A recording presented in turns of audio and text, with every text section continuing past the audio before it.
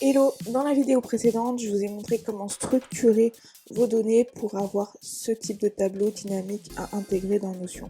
Aujourd'hui, je vais vous montrer comment créer ce dashboard qui vous permettra de réaliser l'intégration complète dans Notion. C'est parti!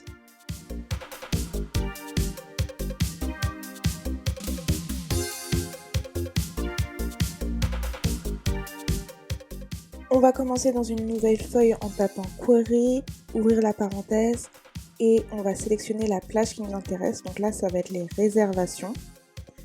Sélectionnez bien toutes les colonnes qui sont même un peu plus pour que ça apparaisse bien dans notre tableau.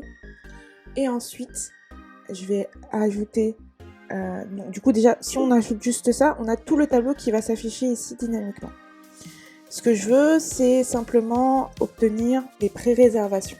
Donc ce que je vais faire, c'est que je vais rajouter un point virgule, je vais rajouter des guillemets, taper select, et dans ma feuille de réservation, je vais aller chercher le statut. Donc je vais taper A, donc le nom de la colonne. Et une fois que j'ai fait ça, ma colonne affiche tous les statuts qui sont dans ma colonne A, donc pré-réservé, réservé, annulé, etc. Je vais le filtrer dans un instant, mais d'abord je vais rajouter les autres éléments dont j'ai besoin. Donc je vais avoir besoin de la date, du mois, et du montant. Donc ce que je vais faire, c'est que je vais rajouter tout de suite les informations. Je vais faire virgule H et somme F.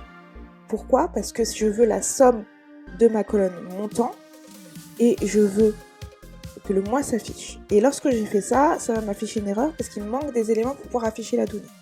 Donc pour ça, il faut que je groupe mes informations. Donc je vais le grouper par statut. Je vais le grouper également par mois.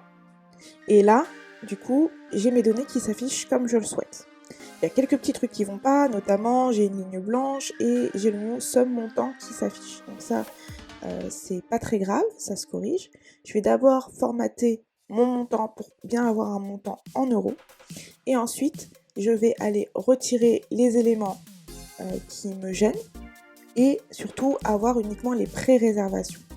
Donc ce que je vais faire, c'est que je vais rajouter la fonction where qui dit où a égale pré-réservé. Attention, il faut bien utiliser des apostrophes et non pas des guillemets parce que sinon ça ne le reconnaîtra pas. Et du coup, ça m'affiche uniquement les champs qui sont pré-réservés. Maintenant, je vais aller renommer ma colonne somme, montant, et pour ça, je vais utiliser la fonction label, somme F, entre apostrophes, montant, pour que ça corresponde à ce que je voulais. Je vais faire un test et rajouter une nouvelle pré-réservation, pour voir si ça s'affiche bien. Donc là, j'ai mis ma couleur ma ligne qui se colore. Si jamais vous voulez voir comment j'ai créé ce tableau, n'hésitez pas à regarder la vidéo précédente pour savoir comment j'ai fait.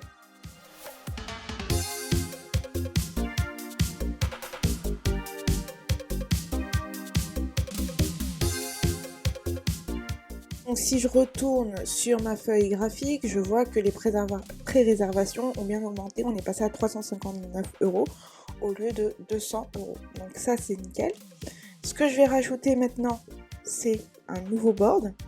Mais avant, je vais juste rajouter le style de mon tableau. Comme ça, j'aurai juste à le dupliquer pour les autres.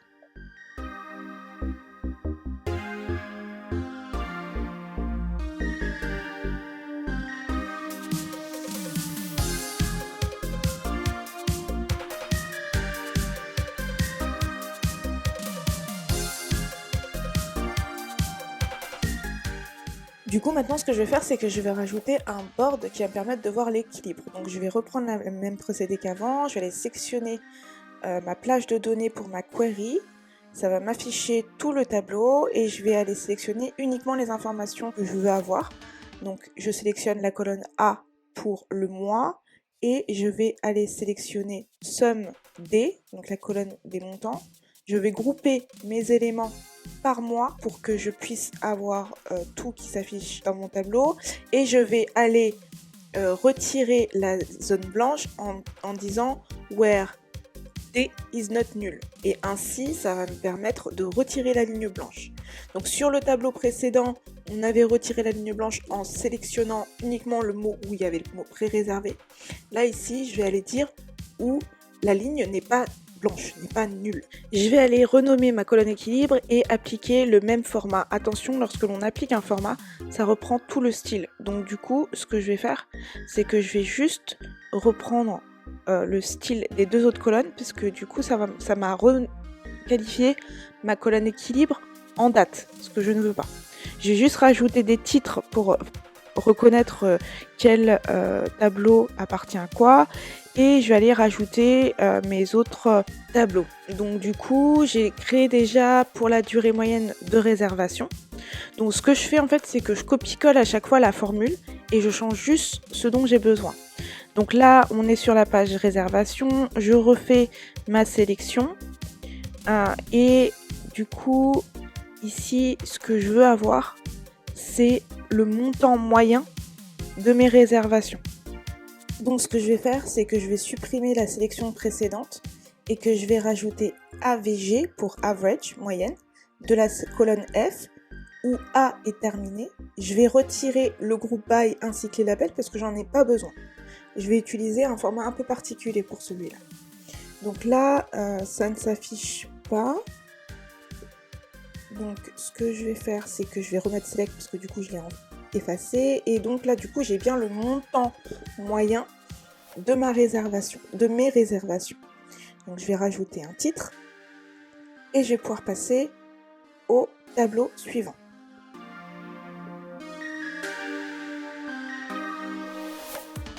Dans mon nouveau tableau, ce que j'aimerais avoir, c'est le nombre de réservations. Donc je vais copier-coller ma formule de pré-réservation et je vais encore une fois aller modifier les informations, la plage de données. Donc là, j'ai le même tableau que celui précédent et si je vais aller regarder dans mes colonnes, les informations qui m'intéressent, elles n'existent pas encore. Donc du coup, ce que je vais faire, c'est que je vais rajouter un calcul qui va compter à chaque fois qu'on a une réservation qui est terminée. Donc tout à gauche de mon tableau, je vais rajouter une colonne que je vais appeler count resa, donc comptage des réservations. Et ce que je vais faire, c'est que je vais rajouter une condition qui va dire si la colonne A contient le mot terminé, alors ajoute 1, sinon ajoute 0. Ne mets rien. Donc je vais utiliser ma fonction if, aller sélectionner ma cellule, mettre entre guillemets le mot terminé, 1 et 0.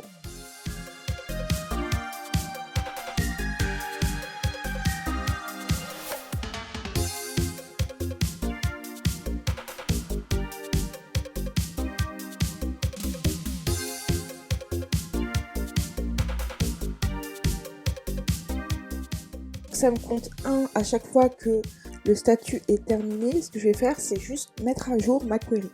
Donc je vais retourner dans ma feuille graphique et je vais ajuster ma query. Donc là ici on a le statut de pré-réservation avec le mois, le montant. Moi ce que je vais faire, c'est que je vais double-cliquer dans la cellule, que je vais laisser le mois en colonne H et je vais retirer le statut, j'en ai pas besoin, et je vais modifier la somme par J au lieu de F. Je vais changer aussi le critère et je vais mettre terminé. Et du coup, je vais bien effacer le groupement par statut, parce que ça ne sert à rien. Changer le label de somme J par total. Et là, j'ai le total de réservation par mois qui s'affiche. Rajouter un titre et passer au tableau suivant.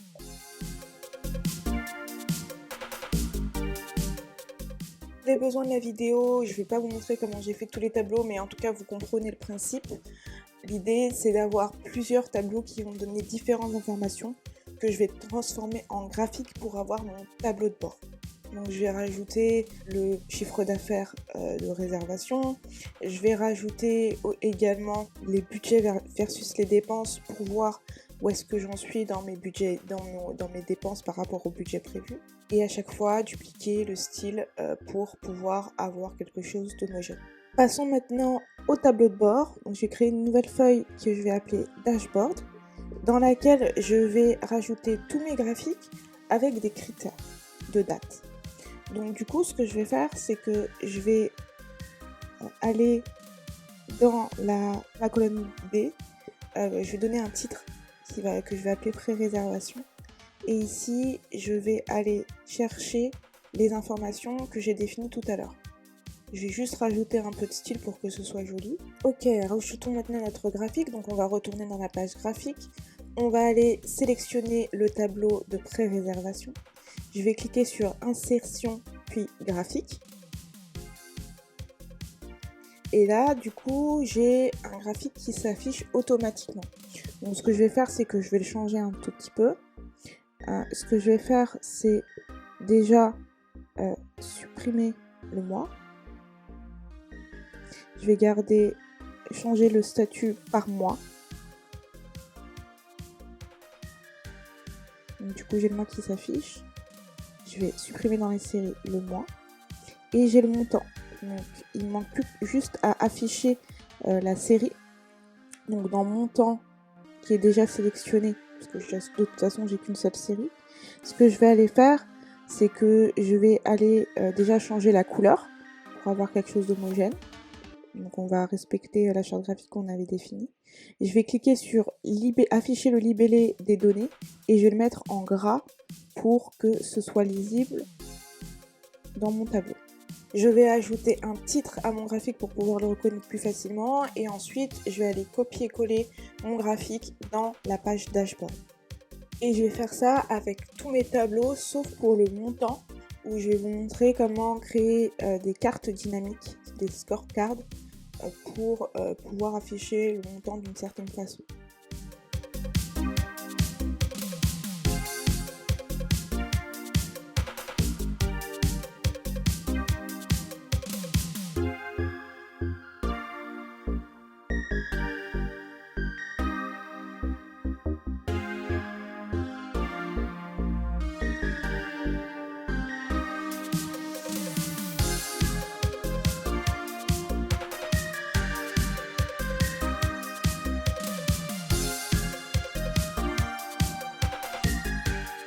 Maintenant que j'ai ajouté mes autres tableaux, je vais rajouter donc le montant moyen d'une réservation grâce à la scorecard ou aussi appelé extrait comparatif dans Google Sheet. Et donc du coup, je vais me rendre dans la page graphique et je vais aller sélectionner mon tableau. Et donc du coup, je vais me rendre dans la page graphique et je vais aller sélectionner mon tableau average montant moyen, que je vais ensuite après sélectionner l'option d'insertion graphique. Et dans mes options de type de graphique, tout en bas, j'ai l'extrait comparatif. Et là, du coup, ça va m'afficher de manière dynamique le montant moyen de mes réservations. Donc, je vais rajouter un titre, etc. Et du coup, à chaque fois que le montant va évoluer, et ben, ça va évoluer en conséquence.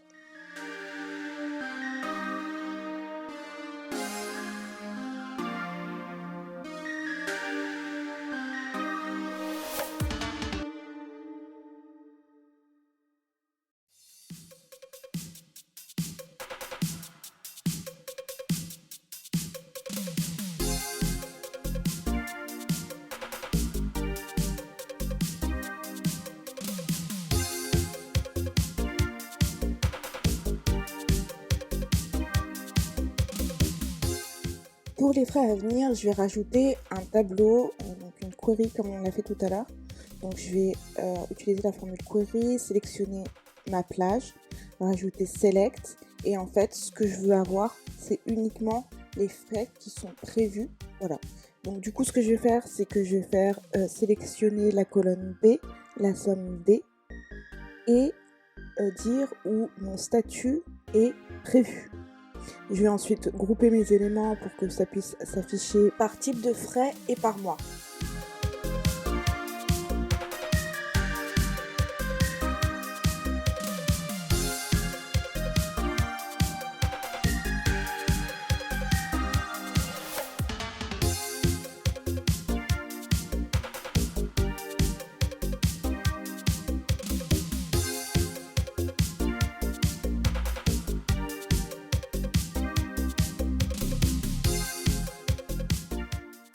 Maintenant que j'ai tous mes éléments, tous mes tableaux, ce que je veux, c'est pouvoir filtrer par mois. Donc ce que je vais faire, c'est que je vais rajouter une date de début et une date de fin basée sur le mois. Donc je vais créer dans 2 cellules distinctes, début mois, fin mois, et je vais aller récupérer mes données depuis la liste drop-down.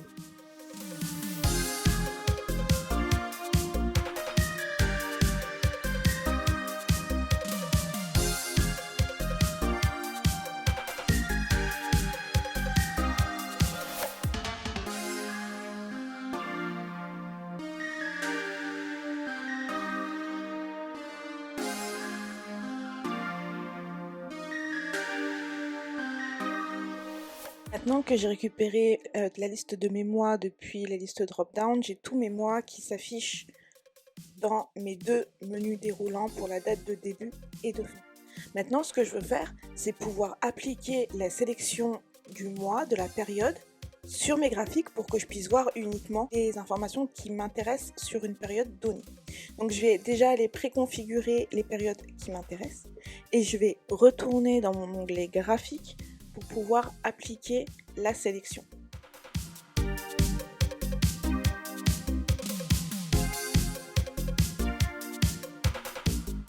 Dans tous mes tableaux, quelle que soit la sélection que j'aurai fait, et surtout s'il y a where, je vais rajouter le mot end date.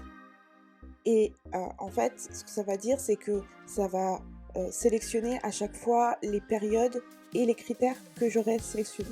Donc end date est supérieur ou égal à, et là, il va falloir rajouter des informations un peu particulières pour que la date soit prise en compte. Donc ce que je vais faire, c'est que je vais rajouter 3 apostrophes, ajouter le symbole et texte. C'est vraiment important d'ajouter ces éléments parce que du coup, le texte qu'on a dans Dashboard, il faut que ce soit pris en compte et compris en tant que tel. Donc du coup, ce que je vais faire, c'est que je vais aller fermer ma parenthèse, je rajouterai la cellule après, rajouter le symbole et encore et rajouter 3 apostrophes. Et maintenant, je vais ajouter les informations liées à ma cellule qui sont dans Dashboard. Donc en gros, qu'est-ce que ça fait?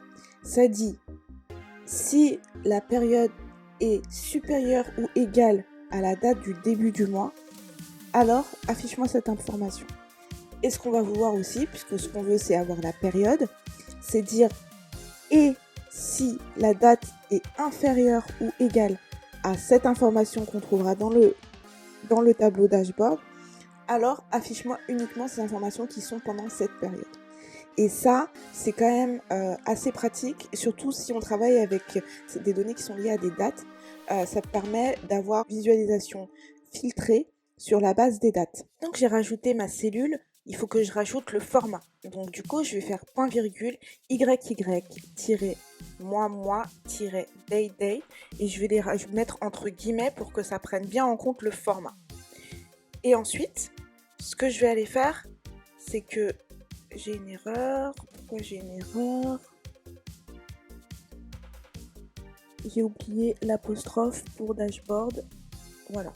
Et à la fin de ma formule, j'ai des parenthèses et des apostrophes en trop, mais je vais aller le corriger dans un instant. Je vais juste qualifier ma colonne en disant que de prendre en compte la date de la colonne H pour que ça matche en fait les informations que j'ai dans mon tableau et sur mon dashboard. Donc, si dans la colonne H, la date est égale à les informations du dashboard, alors affiche-moi la période. Donc, je vais faire ça pour la date de début, mais aussi pour la date de fin. Et pour la date de fin, je vais simplement, en changeant simplement le symbole de supérieur à inférieur.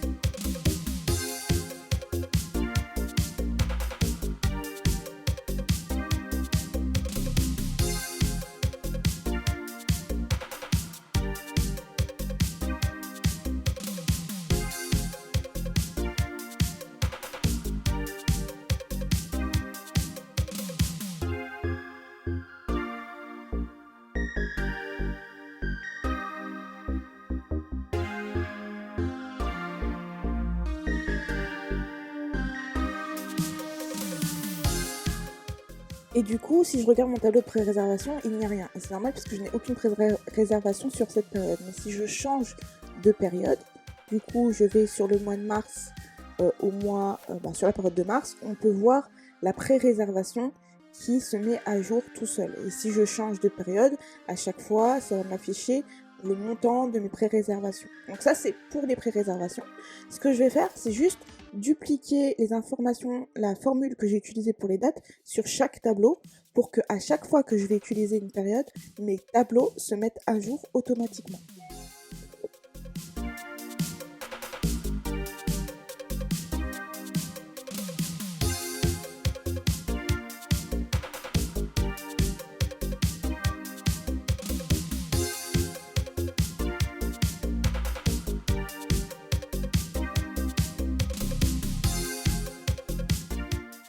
Maintenant, on va procéder à un test. Donc, si on regarde notre dashboard, on a tous les tableaux sur la période donnée, à savoir de janvier à février.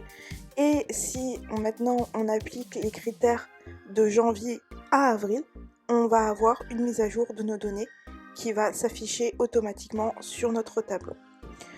Maintenant qu'on a fait ça, on va pouvoir afficher chaque graphique dans Notion. Pour ça, il faut publier le graphique et choisir, donc on a plusieurs options, on peut choisir interactif ou image, on va laisser interactif et on peut choisir les différents tableaux qu'on veut. En cliquant sur publier, ça va nous demander une confirmation si on veut bien publier ce lien. Et dans Notion, on va utiliser l'option embed et on va ajouter le lien et du coup on a nos tableaux qui vont s'afficher et se mettre à jour également automatiquement.